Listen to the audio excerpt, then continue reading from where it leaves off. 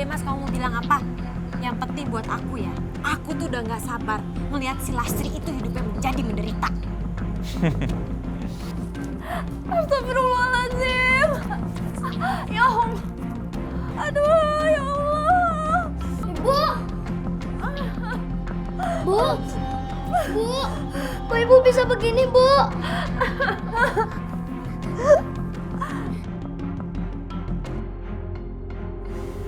Yaudah Mas, masuk deh. Aku capek.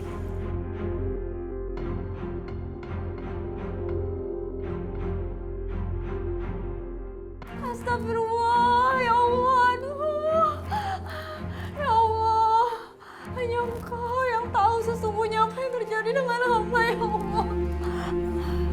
Aduh. Tapi ibu bisa begini sih, Bu. Astagfirullahaladzim. Asep, perut ibu sakit sekali, nah.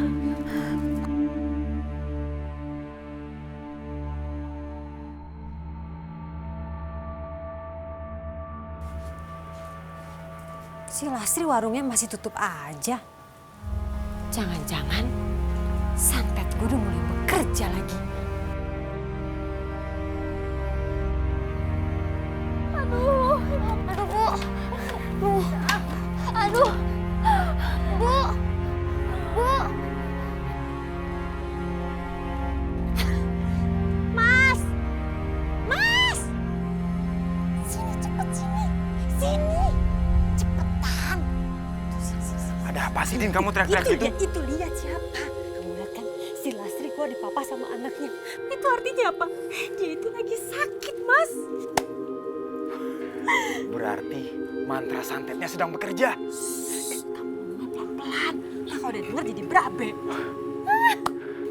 Aduh.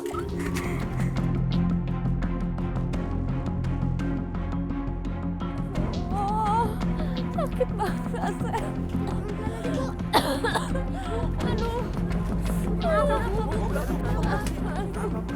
Ibu Asep perutnya sakit, mau ke rumah sakit. Udah mau ke rumah sakit. Kenapa lagi dia nih? Dia sakit, Pak. Kok perutnya besar gitu? Itu kok perutnya kayak orang hamil sih, Mas? Hamil? Hamil sama siapa? Wah. Jangan-jangan dia ini hamil karena hasil zina. Astagfirullahaladzim. Gak nyangka banget ya Lastri kamu seperti itu. Kamu, dasar kamu tuh perempuan gak tau diri, perempuan.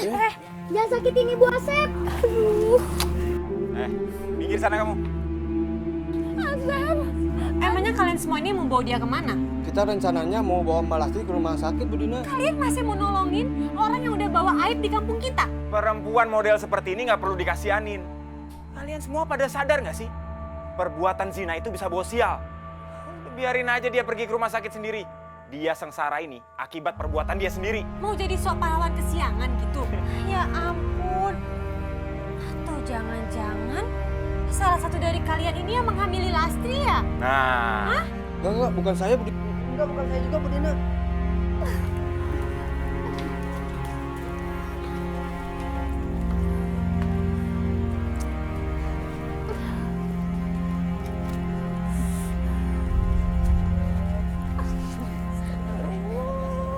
Bu, sabar ya, Bu. Enggak apa-apa, Bu. Asep bisa kok bawa Ibu ke rumah sakit. Iya, Nak. Bismillah, Bu. Pelan-pelan. Bismillahirrahmanirrahim. Biar tahu rasa tuh masih Lastri. Dan kayaknya santet kita tuh udah mulai bekerja. Kamu lihat sendiri kan, perut dia itu udah besar seperti orang hamil. Iya. Besok kita kumpulin warga. Lastri harus segera angkat kaki dari kampung kita ini. Selama masih ada dia di sini. Bisnis warung kita terancam, Dina. Pokoknya dia harus segera keluar dari kampung kita ini. Iya, Mas.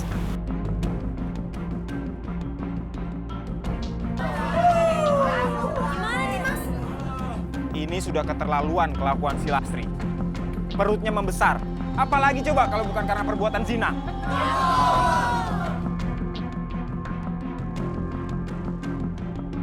Kalau emang si Lastri itu nggak mau pindah, kita bakar aja sekarang.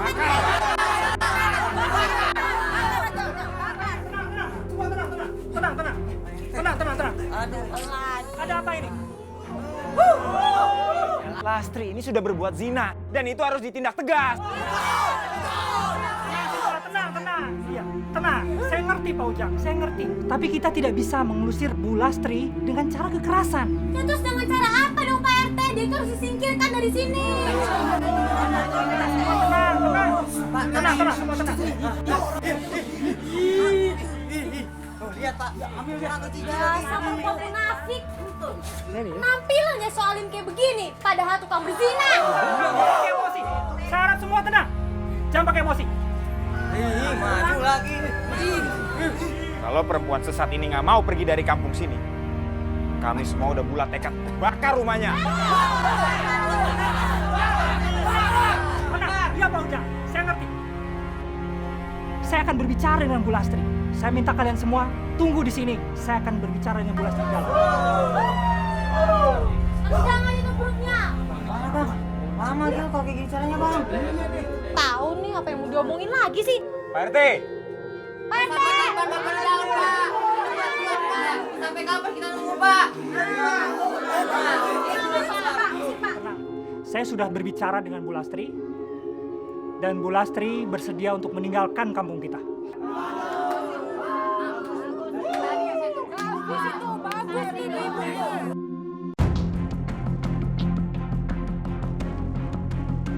Alhamdulillah. Pak Ustadz, terima kasih banyak. Alhamdulillah. Allah Subhanahu wa taala telah angkat santet kiriman orang dari tubuh Mbak Lastri. Pak Ustadz, kalau boleh tahu, sebenarnya siapa yang udah mengirim santet pada saya? Sebaiknya Mbak Lastri nggak usah tahu, karena dengan demikian itu menjaga dari prasangka buruk kepada orang lain. Yang lebih penting adalah Allah Subhanahu wa taala telah selamatkan Mbak Lastri dari kejahatan santet, dan kita doakan saja kepada orang-orang yang menjahati kita ini agar Allah Subhanahu wa taala beri petunjuk ke jalan yang benar. Allah ampuni dosa-dosanya dan Allah luruskan jalan hidupnya. Terima kasih banyak, Pak Ustadz. Alhamdulillah. terima kasih. Sekarang virusnya udah nggak ada sayang, makanya warung kita bisa rame lagi. Iya dong Mas. Kan Lastri itu udah kita semprot-semprot pakai racun serangga. Tapi ngomong-ngomong si Lastri itu apa kabarnya ya? Dia itu masih hidup? Atau jangan-jangan dia itu malah udah masuk ke dalam kubur? Ya kan?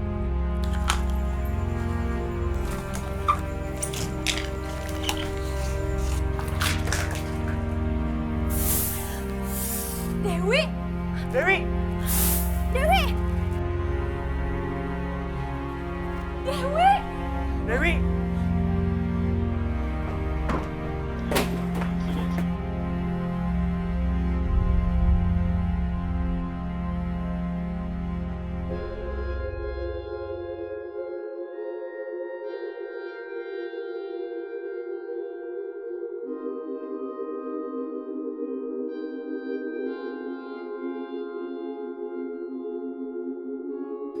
Nah, begitu tuh ibu-ibu ceritanya. Makanya kita kudu jaga hati kita agar supaya hati kita tidak terjangkit yang namanya penyakit sirik dengki sama orang lain. Sebab orang yang punya penyakit sirik, punya penyakit dengki sama orang lain, itu Allah kasih 8 mara bahaya. Tuh, di dalam kitab Duratul Nasihin jelas dikatakan, ya'lam anna lil hasidi samanu afatin. Ketahuilah olehmu bahwasanya bagi orang yang punya sifat hasud, sifat iri, itu punya 8 mara bahaya yang akan Allah berikan. Yang pertama, dengerin ya. Yang pertama yaitu ifsadut ta'ah. Taatnya, ibadahnya biar banyak kayak apa tetap rusak. Dirusak oleh hatinya tadi tuh.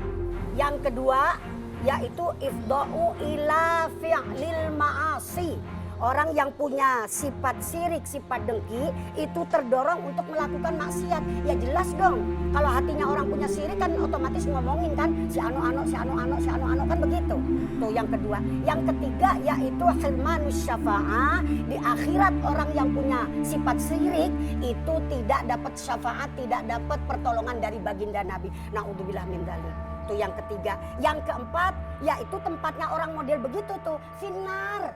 Tempatnya dukhulun nar, masuk di dalam neraka. Astagfirullahaladzim, padahal kita kan pengen jangan sampai kita kesentuh neraka ya. Nah, yang kelima yaitu ifda'u ila idraril ghairi. Orang yang punya sifat syirik itu cenderung ngajak-ngajak orang lain untuk sama kayak dia. Gitu loh. Sama kayak dia, diajak ngomongin, diajak nyebar-nyebarin fitnah. Nah, yang keenam yaitu at-ta'abu. Ta'abu itu artinya apa? Hatinya capek. Orang yang punya syirik sama tetangga hatinya capek. Bagaimana kagak capek? Tetangga beli motor meriang. Tetangga beli mobil masuk rumah sakit. Tetangga beli rumah, innalillahi wa inna ilaihi raji'un. Nauzubillah ya. Nah tuh namanya at-ta'abu, capek hati. Selanjutnya bahaya bagi orang yang punya sifat syirik, yaitu umyul qalbi, hatinya mati. Yang ketujuh tuh ya, hatinya mati, dinasehatin kagak mempan. Kalau dinasehatin malah galakan dia. Kadang-kadang kalau dikasih tahu jangan begitu ibu, tahuan juga gua daripada lu. Nah itu namanya hati mati.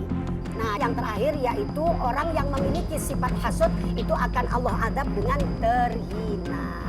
Gitu ya Mi, ternyata syirik itu selain membahayakan diri kita sendiri, juga membahayakan orang lain ya Mi? Ya jelas atuh Neng, makanya Umi tadi ambil contoh Bu Lastri itu, karena Bu Lastri itu orangnya sabar. Di samping sabar juga taat ibadah, di samping taat ibadah sama lakinya nurut banget. Terus juga orangnya kagak punya rasa dendam sama orang yang nyakitin dia, yang jahatin dia. Dia itu kagak dendam, malah didoain. Mudah-mudahan kita bisa menyontoh daripada Ibu Lastri, dan mudah-mudahan juga kita termasuk orang yang merindukan surganya Allah. Amin ya rabbal alamin. Bismillahirrahmanirrahim. Yasin wal Qur'anil